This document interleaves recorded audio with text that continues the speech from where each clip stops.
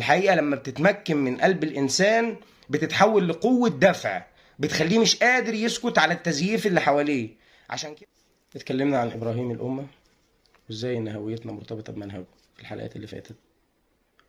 النهاردة احنا محتاجين نرجع لورا شوية، محتاجين نرجع للحظة التكوين، لحظة ما سيدنا إبراهيم قرر إنه ما يمشيش مغمض العينين، قرر إنه ما يمشيش زي باقي الناس، اللحظة اللي قرر فيها إنه يبحث عن الحقيقة بنفسه. القرآن بيحكي لنا مشهد في غاية الأهمية، مشهد فيه حوار، والحوار ده كان فيه فأس العقل بيمارس دوره.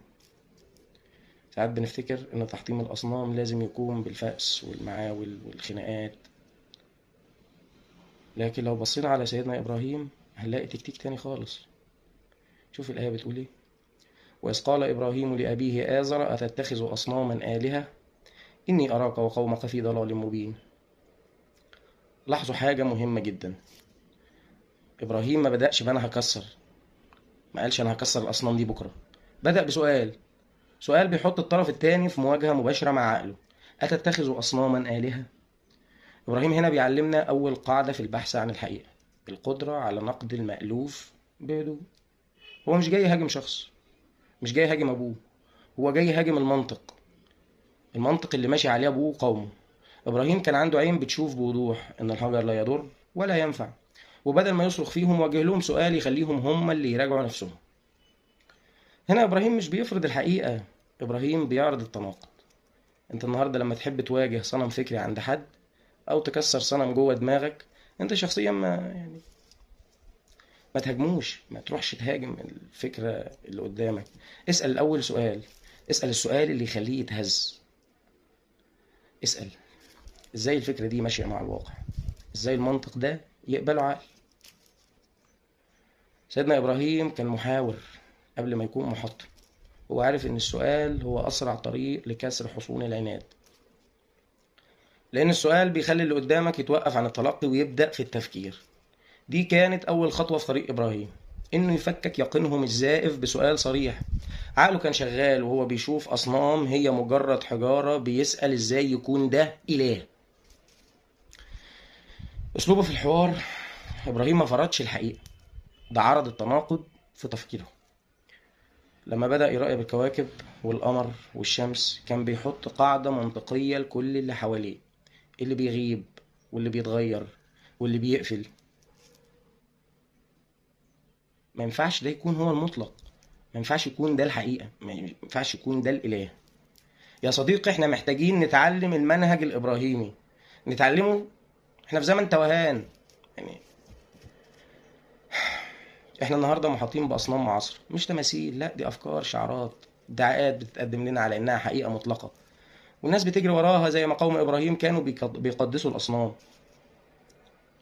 عشان توصل للحقيقه لازم تتعلم تسال: هل اللي انا مقتنع بيه ده بيقوم على دليل ولا على تقليد اعمى؟ هل الفكره دي قافله بتتغير مع كل ترند وموضه، ولا فكره ثابته بتخاطب الفطره؟ هل انا ببحث عن الحقيقه عشان اوصل للحق ولا عشان ارضي الناس؟ احنا هنا يعني تعالى نفهم يعني ايه علم. شوف يا صديقي، ربنا سبحانه وتعالى كريم، كريم قوي، وضع العلم ده كأداة للفهم وفتحه لكل الناس، للمؤمنين والكفار. جعلوا قانون في الدنيا، اللي بيجتهد، اللي بيدور، اللي بيراقب الكون، اللي عايز يتعلم ربنا بيعلمه. لكن هنا في فرق جوهري، في واحد العلم عنده بضاعة بيتاجر بيها، بيستخدمها عشان يفرض رأيه أو عشان الترند أو عشان يقول أنا اللي فاهم. ده العلم بالنسبة له أصنام تانية بيعبدها وبياخد نصيبه كامل في الدنيا بس.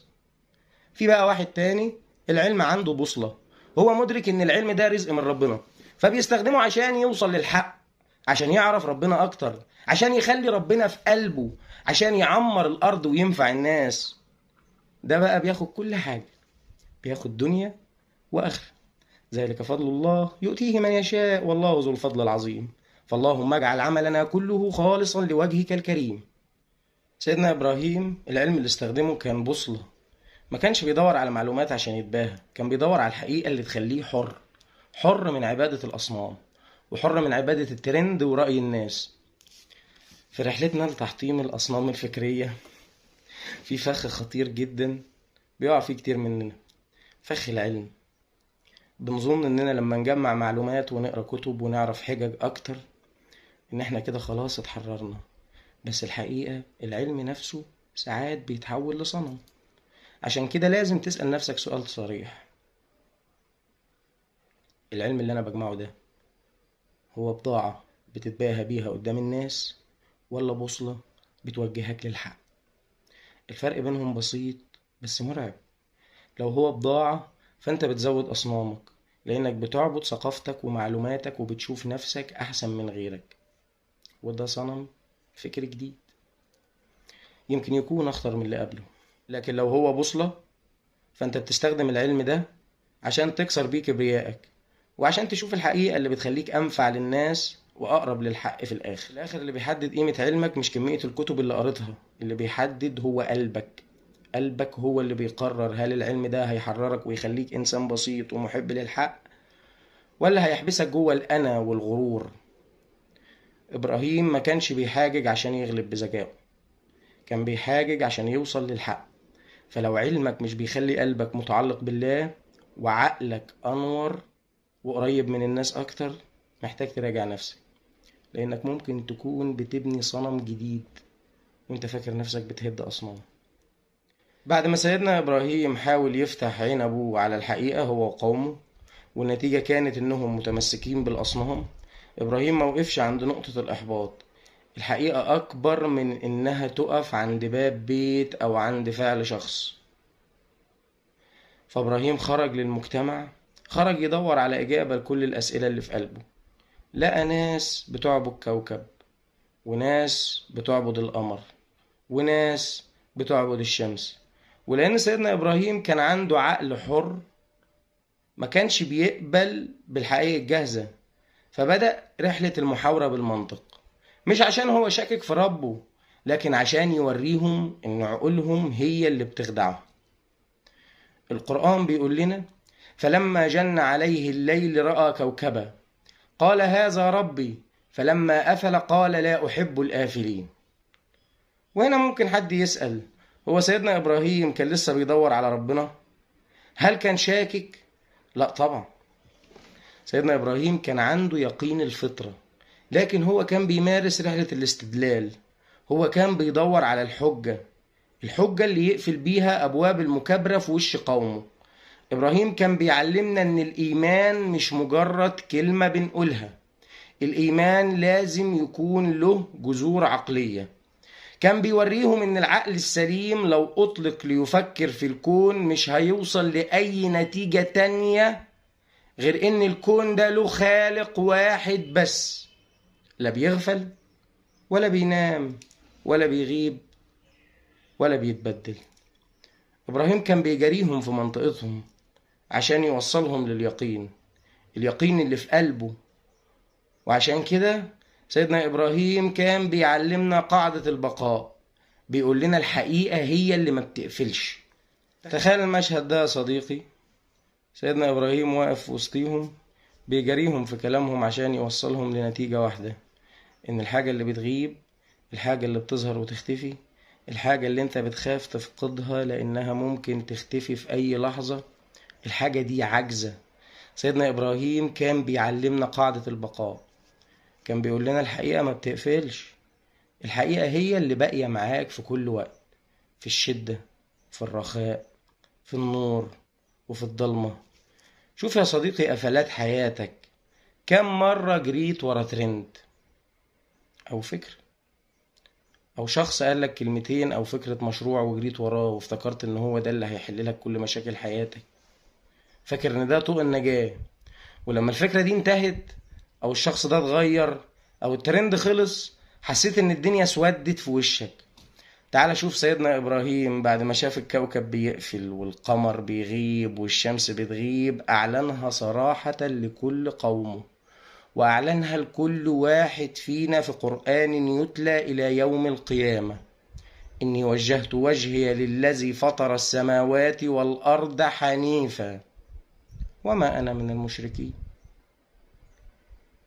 هنا إبراهيم مش بس بيختار إلهه، إبراهيم بيختار مرجعيته. انت في حياتك ايه هي مرجعيتك؟ مين اللي بتوجه له وجهك لما الدنيا تضيق بيك؟ هل بتوجه وجهك للناس، للفلوس، لرأي المجتمع، ولا بتوجه وجهك للي فطر السماوات والأرض، الحي القيوم اللي رحمته وسعت كل شيء؟ عارف ليه أغلبنا بيعيش في صراع وتخبط؟ لأننا بندور في فلك المخلوق وسايبين الخالق. احنا بنهتم بالعرف والأصول عشان هي اللي بتحكمنا، وده شيء نحترمه ونتمسك بيه، محدش قالك يعني ده أساس احنا برضو ماشيين عليه. لكن المشكلة لما الأصل ده بيتحول لهدف في حد ذاته، وننسى الغاية الكبيرة اللي خلتنا نلتزم بالأصول دي من الأساس، وهي إرضاء الخالق سبحانه وتعالى. عشان كده الحل مش في إنك تهد الأصول، الحل في إنك توجه وجهك للي خلق الأصول وخلق الدنيا كلها وخلق الكون كله والسماوات والأرض.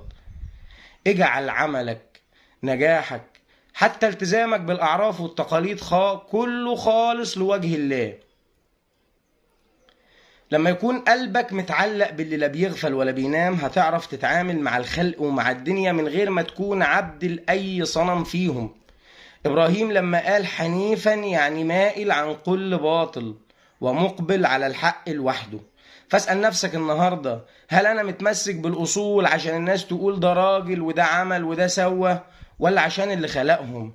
لو وجهت وجهك لربنا هتلاقي كل حاجة في حياتك بما فيها أعرافك وأصولك خدت مكانها الصح، وبقت هي دي الطريق اللي بيوصلك لربنا، مش الحيطة اللي بتسجنك.